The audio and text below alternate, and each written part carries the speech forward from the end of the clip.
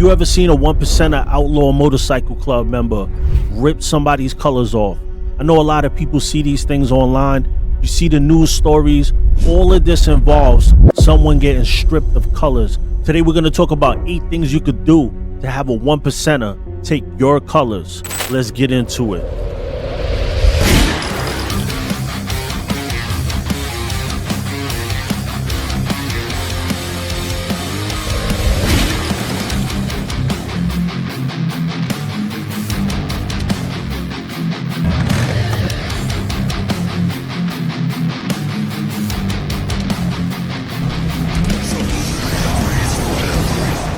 Big shout to the ghosts and the ghost sets. Welcome to Demons Row TV, the holy grail of MC culture, where we cover everything motorcycle and motorcycle club involved.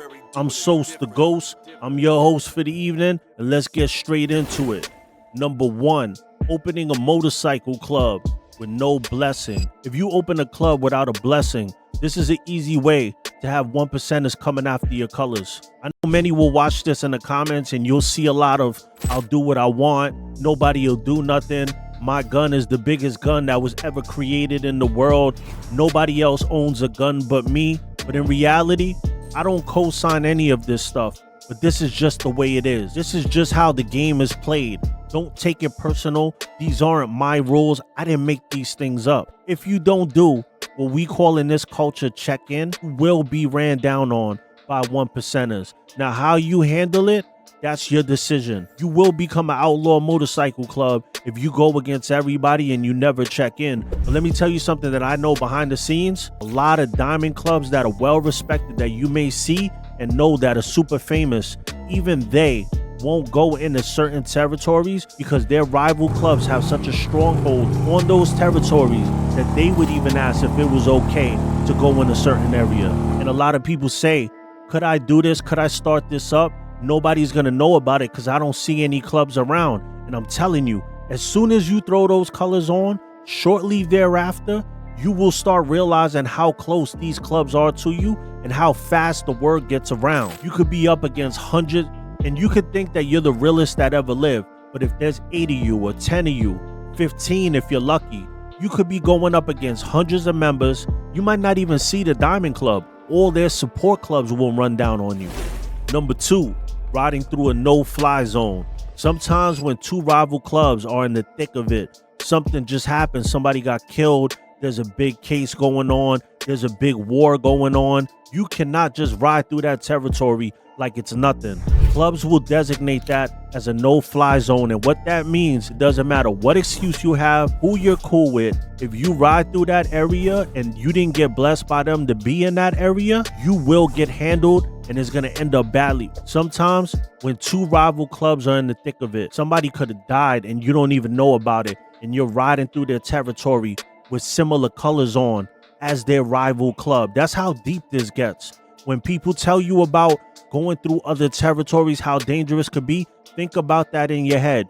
You're wearing this color, this set of colors, which is their rival's colors. They could think that you're a support club of their rival club. So they're looking at you as an enemy when you're just rolling through because you're going to Daytona Beach or wherever you may be going to go party. If they designate an area as a no-fly zone, everybody who passes through that area is automatically green lighted.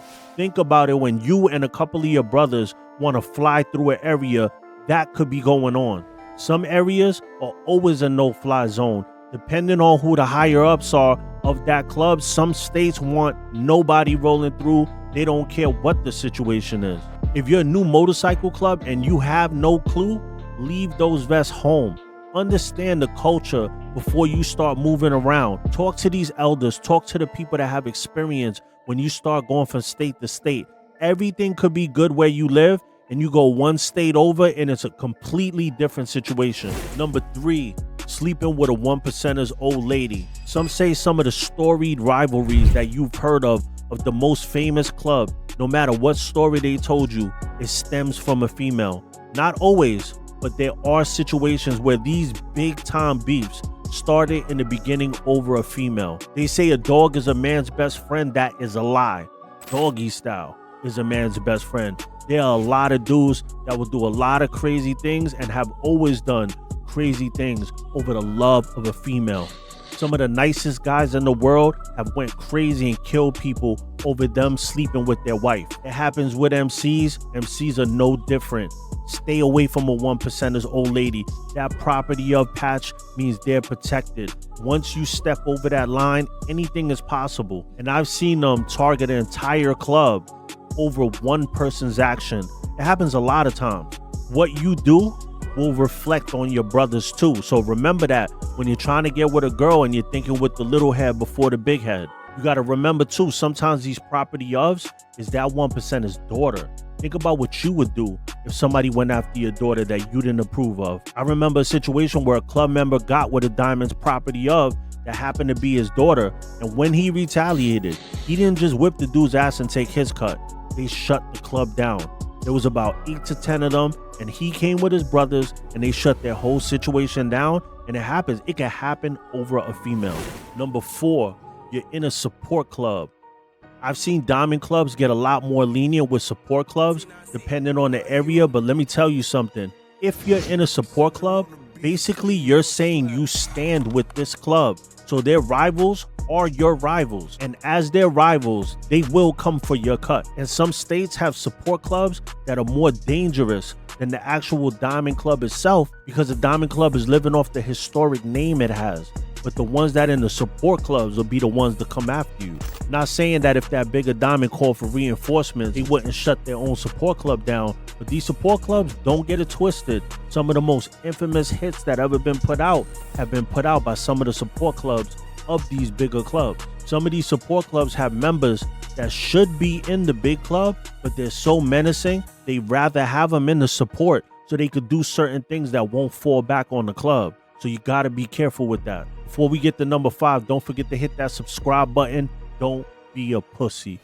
Number 5, patches you put on your vest. A 1%er will take your colors over patches you put on your vest. If you put on a state or city bottom rocker and you had no conversation with a diamond, 9 out of 10 it will come off. I've seen towns that are so tight that if you go to the local patch shop and you try to get a bottom rocker with a state, they will tell you no, or they will ask you questions. And some of them are so cool with the big club that a phone call will be made and that club will see your colors before you see the final product. Any patches with a diamond shape, if you're a new club, stay away from them. 1%er patch, stay away from it. That's the number one thing that'll get your cut taken. If you're a new club and you have a 1%er diamond patch on, they are taking that whole vest off and they're shutting that club down immediately. And there will be dudes that jump in the comments and act like this isn't reality. You want to learn the hard way? You can listen to them or just listen to what I'm telling you. Checking in is the way. Number 6, random altercation in a bar. Sometimes certain clubs just want to assert their dominance. This is our area. This is the bar we go to. We want people to feel that this is ours. So if you make any misstep, they're going to make you feel it. Sometimes these clubs will take this bar and make it seem like it's their bar. Since they know everybody in there, they treat it like it's their clubhouse. Like if you disrespect in there, you're basically disrespecting their clubhouse. I've seen colors taken because a diamond was dating a bartender in that spot, got disrespected by this club member, and then he takes up for the bartender. You don't even know that he's dealing with her.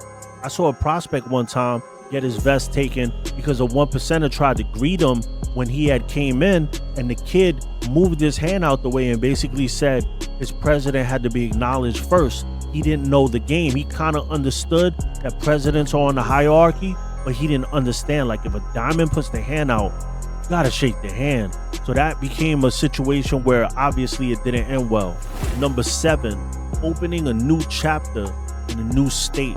Some clubs do the right thing and they get the 1%er blessing, the COC blessing in their local area.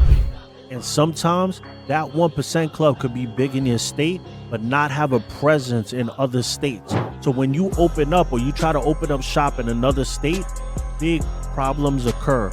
I've seen situations where a club gets blessed in one state and 30 minutes away, they're at that state line. So the next state over, they have friends over there. So they try to bring them into the club and it turns into major issues. The smart way to do it is if you're in this territory and you got blessed for this territory and you got some people on the other state line, Don't put the territory that they live in, put the territory that you got blessed in. It's a roundabout way of doing it. Sometimes it's still an issue, but that's the most respectful way to do it.